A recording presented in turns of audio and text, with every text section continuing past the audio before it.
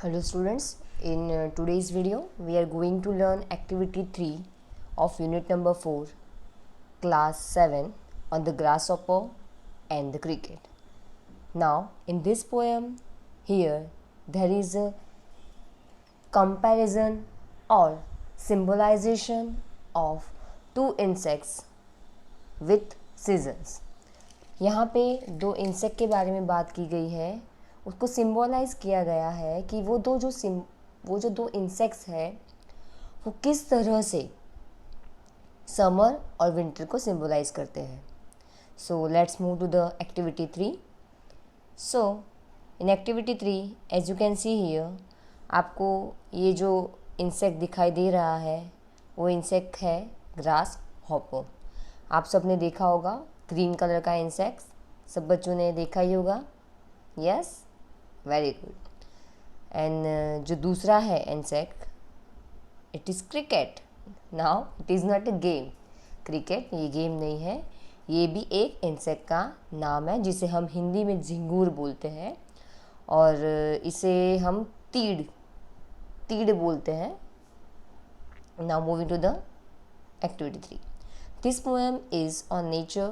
In it, the grasshopper and cricket act as a symbol suggesting life.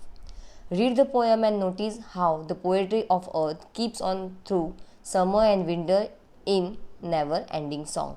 यहाँ पे हमें ये बताने की कोशिश की गई है कि जो अर्थ की पोएट्री है यानी अर्थ पे जो पोएम लिखी जाती है, यहाँ पे अर्थ की पोएट्री का मतलब है कि जो नेचर के सॉन्ग है, नेचर में जो एनिमल्स है, जो इंसेक्ट्स है, वो जो सॉन्ग्स गाते हैं वो कभी एंड नहीं होता है. यानी अगर विंटर में किसी एक इंसेक्ट ने वो गाना गाया है तो अगर विंटर ख़त्म होने के बाद जो भी दूसरा सीज़न आएगा उस सीज़न में दूसरा कोई इंसेक्ट अपना गाना शुरू कर देगा. यानी यहाँ पे नेचर जो है उसका जो सॉन्ग है वो तो चलता ही रहेगा, वो कभी ख़त्म नहीं होने वाला है. So let's move to the first sentence of the poem. The poetry of earth is never end. When all the birds are faint with the hot sun and hide in cooling trees, a voice will run from hedge to hedge about the new moon mid. Now what here John Keats जो poem लिखी है उसके जो poet है John Keats जो यहाँ पे आपको दिया हुआ है वो हमें क्या बताने की कोशिश कर रहे हैं. तो वो हमें ये बताने की कोशिश कर रहे हैं कि जो नेचर का सॉन्ग होता है वो कभी नहीं मरता है, वो चलता ही जाता है. जब सारे बर्ड्स समर की सीज़न में जब उनको गर्मी लगती है तो वो सारे बर्ड्स जो होते हैं वो फेंट हो जाना, फेंट मीन्स अनकॉन्शियस हो जाते हैं, यानी कहाँ जाए कहाँ ना जाए उनको ये हो जाता है और वो सारे एक शेडो में, एक ट्री के शेडो में जाके अपने शेल्टर में जाके कूलिंग ट्री में जाके हाइड हो जाते हैं. तब उनकी जो आवाज़ होती है वो थोड़ी सी शांत हो जाती है.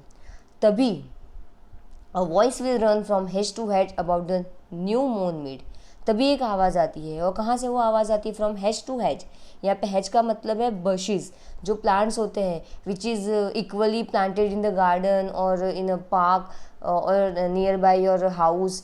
जो प्लांट्स किए गए होते बशेज़ जो होती है ओके, वहाँ से एक आवाज़ आती है और वो आवाज़ किसकी होती है? ग्रास हॉपर की होती है. About the new mown mid. Now what is the meaning of new mown mid? तो यहाँ पे न्यू मून का मतलब है फ्रेशली कट, यानी जो फ्रेश कटा हुआ होता है ग्रास, और मिड का मतलब होता है ग्रासी फील्ड, यानी जहाँ पे ग्रासी फील्ड होती है, जहाँ पे फ्रेशली बशेस को कट किया गया होता है, वहाँ से ये ग्रास हॉपर की आवाज़ आती है. That is grasshoppers, he takes the lead.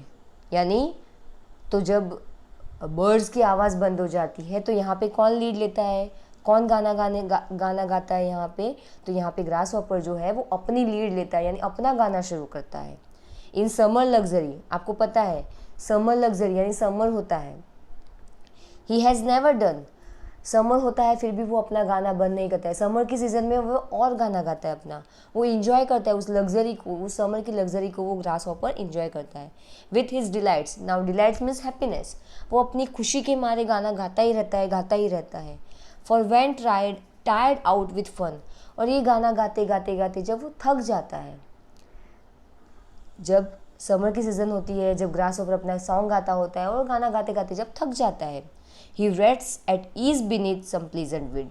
वो कहाँ पर रेस्ट लेता है? ईज यानी comfortable. Beneath means deep inside. Beneath का मतलब होता है under, deep inside. Some pleasant wind. Now what is the meaning of here weed? Weed यानी जो अनवांटेड प्लांट्स होते हैं, जो ग्रेसी फील्ड पे जो उगते हैं, उसे हम यहाँ पे विड बोलते हैं। तो वो विड में जाके छुप जाता है और रेस्ट करता है, यानी गाना गाना बंद कर देता है। तो अभी उसने जब गाना गाना बंद कर दिया तो उसकी जगह पे अभी कौन आएगा? क्रिकेट। तो उसकी जगह पे अभी यहाँ पे उसकी जगह ले लिया यहाँ पे क्रिकेट ने। तो यहाँ पे क्या बताया गया है? Again the second sentence is start with the again the first line, the poetry of the earth is ceasing never. यहाँ पे उन्होंने सीजिंग इस्तेमाल किया है। So what is the meaning of ceasing? Ceasing का मतलब होता है स्टॉपिंग। सो यहाँ पे भी वो यही बताना चाहते हैं जॉन किड्स कि यहाँ पे भी जब समर में ग्रास हॉपर जो होता है वो अपना सॉन्ग गाना जहाँ पे बंद करता है तो उसकी जगह पे आ जाता है क्रिकेट, जो अपनी साउंड को स्टार्ट करता है। On a lone winter evening when the frost has wrought a silence from the stone that shrills the cricket song. यहाँ पे बताया गया है on a lone winter evening when the frost, यानी जब एक लोनली पाउडरी लेयर मीन्स जब snowfall होता है या बारिश गिरती है।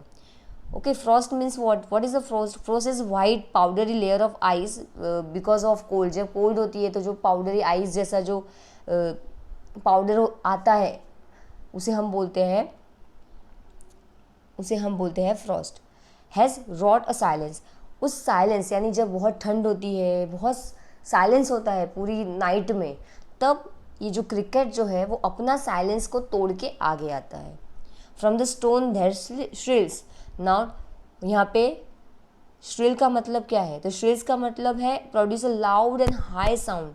यूजुअली वो जो साउंड होता है वो हमें इरिटेट करता है, वो हमें पेनफुल होता है, यानी वो जो साउंड होता है वो हमें अच्छा नहीं लगता है। Increasing ever. The cricket song in warmth increasing ever, यानी वो जो आवाज़ होती है वो धीरे धीरे बढ़ने लगती है। यानी यहाँ पे श्रिल्स का मतलब है कि वो स्टोन के पीछे या कहीं पे भी ये जो क्रिकेट जो छुपा है, तो जैसे जैसे रात होती है, जैसे जैसे सन्नाटा होता है, वैसे वैसे वो अपनी साउंड को बढ़ाता है। आपने देखा होगा कि जब हम घर में होते हैं तो रात को एक कुछ आवाज़ आती है किसी एक इंसेक्ट की। वो धीरे धीरे इनिशियल स्टेज पे तो थोड़ी सी होती है, लेकिन जैसे जैसे वो आवाज़ जैसे जैसे रात बढ़ती जाती है वैसे वैसे वो आवाज़ इंक्रीज होती जाती है। And seems to one in drowsiness half lost the grasshopper among some grassy hill. And seems to one in drowsy half lost का मतलब है यहाँ पे कि ड्रॉसीनेस का मतलब है state between sleeping and being awaken, यानी सोना और जागना उसके बीच का जो ड्रॉसीनेस यानी जो लेजीनेस होती है। यहाँ पे जब कोई एक इंसान सोने की कोशिश करता है और वो सोते सोते हाफ लॉस्ट हो गया यानी सो ही गया है, तो अचानक से ये जो श्रीलिंग की आवाज़ होती है जो होती है क्रिकेट की, वो उसको अचानक से जगा देती है, वो उसे इरिटेट करती है। कभी कभी हमें सोना होता है लेकिन ये जो आवाज़ होती है वो आवाज़ हमें जगा देती है। सो ये जो इसकी आवाज़ होती है, ये आवाज़ और ग्रासहॉपर की आवाज़, the both sounds is similar. Now the grasshoppers among some grassy hill, जहाँ पे ग्रासहॉपर ग्रेसी हिल में होता है, वैसे ही ये जो क्रिकेट जो है वो कोई स्टोन या किसी ऐसी जगह पे होता है जहाँ पे रात हो, जहाँ पे सन्नाटा हो, ऐसी जगह पे होता है। तो जॉन किड्स जो है वो इस पोएम से हमें यही बताने की कोशिश करते हैं कि नेचर की जो सॉन्ग है, जो पोएट्री जो है अर्थ की, वो कभी भी एंड नहीं होती है। कोई ना कोई इंसेक्ट जो होता है वो आके उसको स्टार्ट ही रखता है, चाहे वो समर हो या चाहे वो विंटर हो। So I hope you understand this poem very well. If you have any doubt, any query in this poem, you can drop your message in comment box. If you like my video, please like के button को press कर देना, subscribe का channel है उसको subscribe कर देना। Thanks, keep learning. Thanks for your giving such a lovely time to watch my video. Thanks for watching. Thank you so much.